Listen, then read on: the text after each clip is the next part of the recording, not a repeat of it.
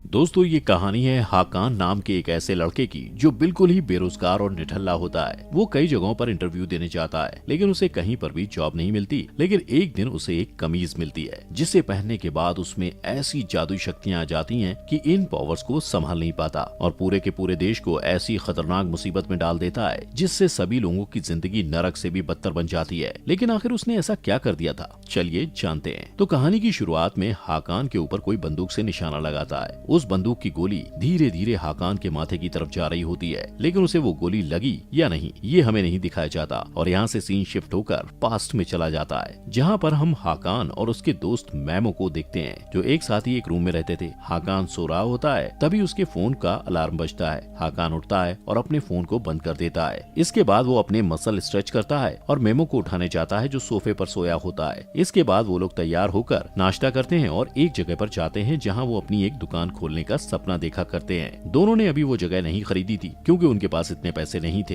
हाकान और मेमो उस दुकान के कांच के अंदर से झांकते हैं और बातें करते हैं कि वो अपने दुकान को कैसे डेकोरेट करेंगे। उसी वक्त मेमो देखता है कि उनके फ्यूचर की दुकान एक अरबपति बिजनेसमैन फैसल एडम की कंपनी कैवडेन होल्डिंग के ठीक बगल में है। इसके बाद हाकान अपने पिता नेसेट कोलमार्क से मिलने के लिए जाता है। रास्ते में उसकी मुलाकात अपने पड़ोसियों और दोस्तों से भी होती है। वो सड़क के किनारे के बाजार में भागते हुए दिखता है और कई बाजारों, सड़कों और कोनों की दुकानों से होते हुए गुजरता है। इस बीच रास्ते में उसे एक औरत मिलती है, जिसका नाम टरकोन था। वो लोगों का भविष्य बताती है और हरकान से कहती है कि जल्द ही उसका भविष्य बदलने वाला है, जहाँ वो कुछ बड़ा और कुछ अलग करने वाला है। लेकिन हाकान वहाँ से चला जाता है, क्योंकि उसे किस्मत की बातों पर यकीन नहीं होता। हाकान अपने पिता के पास पहुँचता है। यहाँ उसे पता चलता है कि हाकान अनाथ है और नेसेट हाकान के पिता नहीं है, उन्होंने उसे गोद लिया था। हाकान अपने पिता से मिलता है, जो 600 साल पुरानी दुकान के मालिक थे और वो कुछ पुरानी और हाथों से बनी चीजें बेचते हैं। हाकान अपने पिता को अपनी एक दुकान खोलने के प्लान के बारे में बताता है, लेकिन नेसेट उसका मजाक उड़ाते हैं और उसके पहले के कामों के बारे में बताते हैं, जो नाकामयाब हो चुके थे। हाकान उन्हें ये कहकर मनाने की कोशिश करता है कि उसकी दुकान बिल्कुल नई है और बहुत अच्छी जगह पर है, लेकिन नेसेट उसे नजरअंदाज कर देते हैं और उसे एक लड़की को कारपेट देकर आने के लिए कहते हैं, जो वहाँ घूमने आई थी और उसने एक दिन पहले उस कारपेट का ऑर्डर किया था। इसके बाद अगले सीन में अरबपति फैसल एडम को दिखाया जाता है, जिसने शुरुआत से मेहनत करके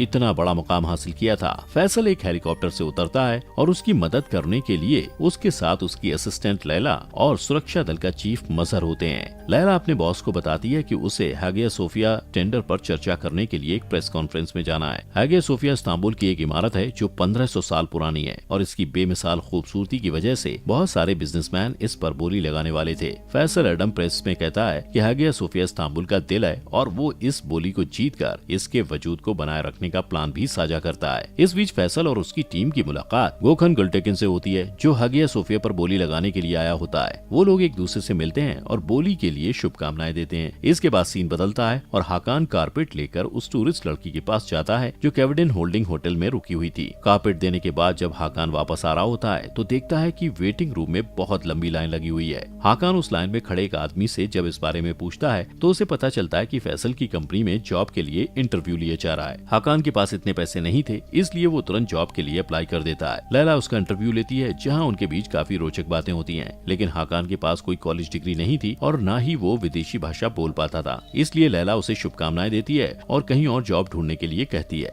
ये सुनकर हाकान वहाँ से चला जाता है। जब वो वापस जा रहा होता है, तो देखता है कि एक छोटी सी बच्ची के ऊपर एक झूमर गिरने वाला है। वो तुरंत दौड़ते हुए उसके पास जाता है और उसे बचा लेता है। फैसल और मजहर उसकी इस बहादुरी के काम को देख लेते हैं। इसके बाद हाकान फिर से अपने पिता को दुकान खोलने के लिए मना रहा होता है और तभी उनकी दुकान पर सुजैन नाम की एक लड़की आती है, जो तुर्की की जादुई शर्ट ढूंढ रही होती है, जो बहुत मुश्किल से मिलती है। सुजैन कहती है कि वो शर्ट उसके खास क्लाइंट के लिए है और इस शर्ट के लिए वो मोटी रकम भी दे सकती है। मिस्टर कोरमार्क उससे झूठ कहते हैं कि वो शर्ट उनके पास नहीं है, जबकि वो उनके तहखाने में रखी होती है। हाकान उनसे कहता है कि वो उस शर्ट को बेच दें, लेकिन वो हाकान की बात नहीं सुनते। इसके बाद मेमो वहाँ आता है और हाकान को बताता है कि उन्हें उनके घर से बाहर निकाल दिया गया है, क्योंकि उन लोगों ने घर का किराया नहीं दिया था। यहाँ हाकान को पता चलता है कि उसने जो पैसे घर के किराए के लिए टेबल पर रखे थे, मेमो उसे जुए में हार गया। दूसरी तरफ गोखन गुलटेकिन मजहर को अपनी कार में लेकर एक गुप्त जगह पर जाता है और वहाँ उसे फैसल को नीलामी से बाहर करने के लिए घूस देने की कोशिश करता है, लेकिन मजहर अपने बॉस के दुश्मन को वहीं मार देता है। दूसरी तरफ हाकान और मेमो का बिजनेस ठप पड़ने की वजह से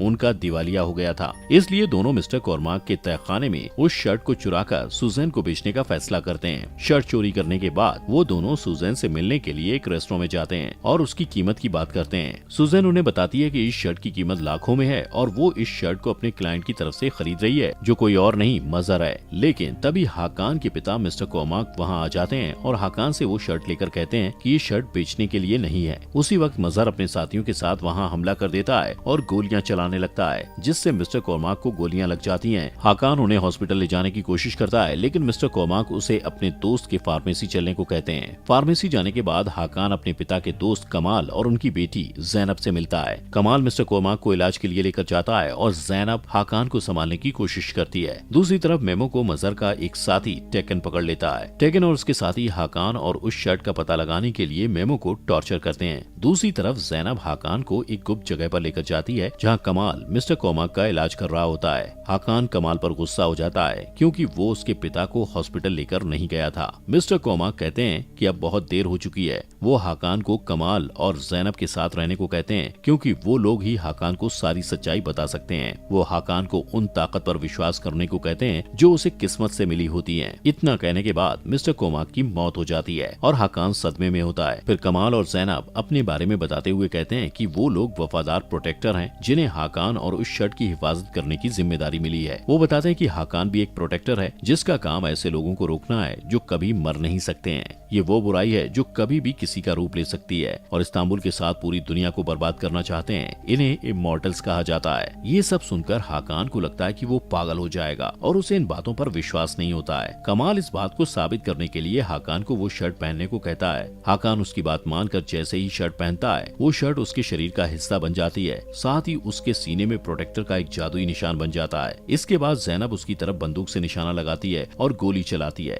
ये वही सीन होता है जो इस एपिसोड की शुरुआत में दिखाया जाता है। बंदूक की गोली हाकान के माथे पर लगती है, लेकिन माथे से टकराकर उछल जाती है, जिससे साबित हो जाता है कि हाकान प्रोटेक्टर है। इसके बाद कमाल हाकान को उन इमॉर्टल और प्रोटेक्टर्स के बीच हुई लड़ाई के बारे में बताता है। इसके बाद प्रोटेक्टर मेहमद को दिखाया जाता है, जिसे 7 इमॉर्टल्स को खत्म करने के लिए भेजा गया है। एक दिन उसे इमॉर्टल को पहचानने और मारने का रास्ता मिल जाता है, जो बिल्कुल इंसानों की तरह दिखाई देते हैं। उसे 3 तरह की चीजें मिलती हैं जो इस लड़ाई में उसकी मदद कर सकती हैं। इसमें से पहली चीज एक जादुई अंगूठी होती है, जो तब चमकने लगती है जब कोई इमॉर्टल इसके आसपास होता है। दूसरी चीज कटार होती है, जो इमॉर्टल को मार सकती है। और तीसरी चीज एक कवच होता है, जो तपस्या से मिला होता है। मेहमद ने हाकान के पूर्वज को उसकी स्किल्स, ताकत और साफ दिल जैसी खूबियों की वजह से इमॉर्टल और प्रोटेक्टर के बीच की इस लड़ाई को लीड करने के लिए प्रोटेक्टर के रूप में चुना होता है। ये सब सुनते हुए हाकान की तबीयत खराब होने लगती है, क्योंकि शर्ट की वजह से वो शारीरिक और मानसिक रूप से बैलेंस नहीं कर पाता है। हाकान को इन सब बातों पर अभी भी यकीन नहीं होता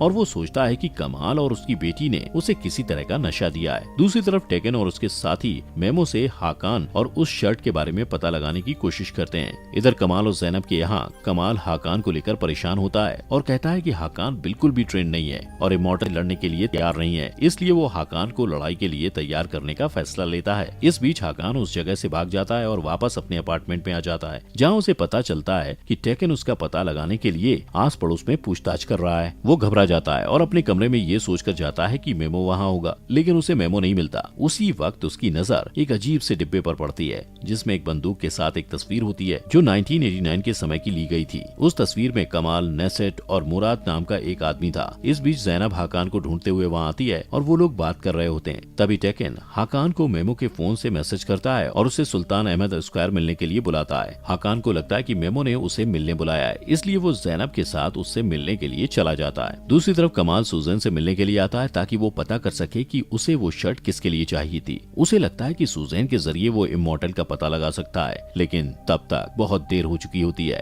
क्योंकि मजहर ने आम आदमी बन के सुजैन को मार दिया था, क्योंकि उसे डर था सुजैन उसकी पहचान लोगों के सामने ला सकती है। दूसरी तरफ टेकन मेमो के जरिए हाकान को स्क्वायर तक लाने में कामयाब हो जाता है और मेमो को वहाँ चारे के रूप में इस्तेमाल करता है। जब हाकान मेमो को देखता है तब उसके पास जाने की कोशिश करता है, लेकिन तभी टेकन अपनी छुपी हुई जगह से हाकान के ऊपर 4 गोलियां चलाता है। लेकिन वो ये देखकर हैरान हो जाता है कि गोलियों से हाकान नहीं मरता। जैनब उसकी मदद करने के लिए आती है, क्योंकि लगातार गोलियां चलने की वजह से वो कमजोर हो जाता है। टेकन ये सारी बात अपने बॉस मजहर को बताता है, जो ये सब सुनकर बिल्कुल खुश नहीं होता। इसके बाद हाकान और जैनब कमाल की फार्मेसी की गुप्त जगह पर वापस वापस आ जाते हैं। हकान कमाल से उस तस्वीर के बारे में पूछता है जो उसे उसके पिता के बॉक्स से मिली थी। कमाल उसे बताता है कि नेसेट और मुराद उसके करीबी दोस्त थे। मुराद को हकान से पहले प्रोटेक्टर के रूप में चुना गया था और मुराद ही हकान के असली पिता थे। इमॉर्टल से लड़ते हुए मारे गए थे। नेसेट ने हकान को गोद लिया था और उसे बचाने के लिए हकान से ये सारी बातें छुपाई थी। इसके बाद हकान कमाल और ज़ैनब से कहता है कि उन्हें जल्द से जल्द इमॉर्टल्स को ढूंढकर मारना होगा, लेकिन ये कोई नहीं जानता कि इमॉर्टल्स कैसे दिखते हैं और उन्हें पहचानने के लिए जादुई अंगूठी की जरूरत होती है। दूसरी तरफ फैसल हकान की बहादुरी देखकर उससे काफी ज्यादा खुश था, इसलिए वो लैला को उसे सुरक्षा दल का हिस्सा बनाने के लिए कहता है। वहीं दूसरी तरफ हम देखते हैं कि टेकन मजहर को हकान के बारे में कुछ जरूरी बातें बता रहा होता है। वो नेसेट का बैकग्राउंड चेक करता है और मजहर को एक फाइल देता है जिससे पता चलता है कि उसका हकान और उस शख्स से कोई रिश्ता है। दूसरी तरफ कमाल हकान को उसके पूर्वजों के बारे में बताता है कि उन्होंने कैसे इस्तांबुल और पूरी दुनिया को प्लेग और अकाल से बचाया था जो इमॉर्टल्स की वजह से फैला था।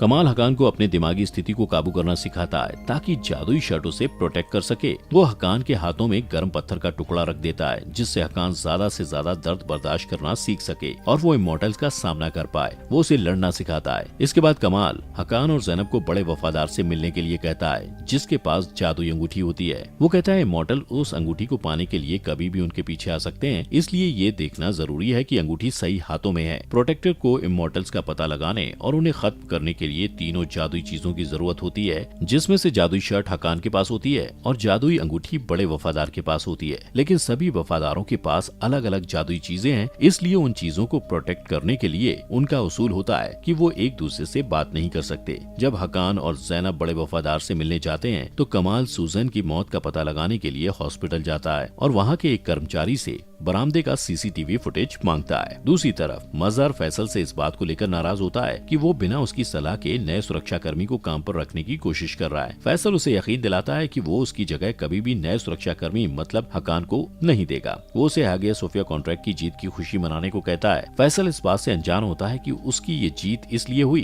क्योंकि मजहर ने गोकन को मार दिया था। दूसरी तरफ हकान और ज़ैनब बड़े वफादार से मिलने उसके पते पर जाते हैं और सुनसान से घर पर पहुँचते हैं। जब वो लोग घर के अंदर जाते हैं तो उन्हें एक आदमी मिलता है जो खुद को बड़े वफादार का बेटा बताता है। उसका नाम खान होता है। वो हकान और ज़ैनब को बताता है कि उसकी माँ एक कमरे में बंद है, उसकी मानसिक स्थिति ठीक नहीं है और मॉनिटर की मदद से उस पर नजर रखी जाती है। वो ये भी कहता है कि 7 साल पहले उनके साथ एक हादसा हुआ था जिसकी वजह से वो किसी से बात नहीं करती है। खान दोनों को अपनी माँ के कमरे में लेकर जाता है और खुद दूसरे कमरे में चला जाता है जहाँ से मॉनिटर की मदद से वो उन पर नजर रखता है। हकान बड़े वफादार को अपने सीने का जादुई निशान दिखाता है जिसके बाद वो अपना मुंह खोलती है और बताती है कि खान उसका बेटा नहीं है और उन्हें फंसाया जा रहा है। वो हकान को जादुई अंगूठी देती है लेकिन उसका स्टोन गायब होता है। इस बीच खान वहाँ आ जाता है लेकिन वफादार उसे गोली मार देती है। अब इससे पहले कि खान जिनके लिए काम करता था वो लोग यहाँ पहुँचे, हकान और ज़ैनब सीसीटीवी फुटेज को खत्म कर देते हैं और वहाँ से निकल जाते हैं। वफादार उन्हें विश्वास दिलाती है कि वो खान के आदमियों को संभाल लेगी। दूसरी तरफ फैसल हकान को सुरक्षा दल में शामिल करने के लिए काफी सीरियस होता है, इसलिए लैला हकान को कॉल करके फैसल से मिलने के लिए बुलाती है। हकान उसकी बात मानकर फैसल से जॉब के बारे में बात करने के लिए चाहता है और यहाँ उसकी मुलाकात मजहर से होती है। मजहर को ये नहीं पता होता कि वो वही हकान है जिसके पास वो जादुई शर्ट है और जिसका पीछा वो इतने दिनों से कर रहा है। इस बीच मजहर किसी को कॉल करता है और खान के बारे में पूछता है जिससे ये पता चलता है कि मजहर ने ही खान को उस वफादार के घर में भेजा था। हकान को जब ये पता चलता है तो वो वहाँ फैसल के लिए सिक्योरिटी का काम करने के लिए तैयार हो जाता है क्योंकि उसे लगता है कि वहाँ काम करते हुए उसे मजहर के बारे में और भी कुछ जानने को मिलेगा। दोस्तों, हमारे फॉक्स एक्सप्लेनर चैनल को सब्सक्राइब करना मत भूलना।